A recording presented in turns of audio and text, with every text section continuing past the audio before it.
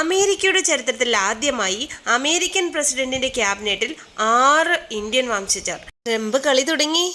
അതിൽ തന്നെ കശ്യപ് പട്ടേൽ അല്ലെങ്കിൽ കാഷ് പട്ടേൽ എന്ന ഇന്ത്യൻ വംശജൻ എഫ് ബി ഐ എന്ന് പറയുമ്പോൾ ഫെഡറൽ ബ്യൂറോ ഓഫ് ഇൻവെസ്റ്റിഗേഷനാണ് അതിൻ്റെ ചീഫായിട്ടും, Vivek Ramaswamy department of government എഫിഷ്യൻസിയുടെ ചീഫായിട്ടും, Tulsi Gabbard director of national ഇൻ്റലിജൻസും, ഉഷ വൻസെ സെക്കൻഡ് ലേഡിയുമായിട്ടാണ്. ബാക്കി രണ്ടുപേരുടെ കൂടുതൽ വിവരങ്ങൾ വന്നിട്ടില്ല.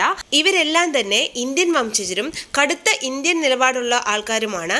മോദി ആരാധകരും തീവ്രവാദത്തെ എതിർത്ത് പ്രവർത്തിക്കുന്നവരുമാണ്. നരേന്ദ്രമോദിയുടെ നിലപാടുകൾ ഉയർത്തിക്കൊണ്ടുവരുന്നവരും അയോധ്യ രാമക്ഷേത്ര വിഷയത്തിന് അനുകൂലമായി നിലപാട് സ്വീകരിച്ചവരുമായിരുന്നു ഇവരെല്ലാം തന്നെ നരേന്ദ്രമോദിയുടെ ആശയങ്ങളുമായി വളരെ അടുത്ത് നിൽക്കുന്നവരാണ്. ഇത് ഇന്ത്യ അമേരിക്ക ബന്ധം കൂടുതൽ ദൃഢമാക്കുന്നു. ട്രംപ് ഭരണകൂടം മോദി ഗവൺമെന്റ് അനുകൂല നിലപാട് സ്വീകരിക്കുന്ന ചില സൂചനകളാണ് ഈ കാണുന്നത്. US ക്യാബിനറ്റിലെ Indian വംശജരും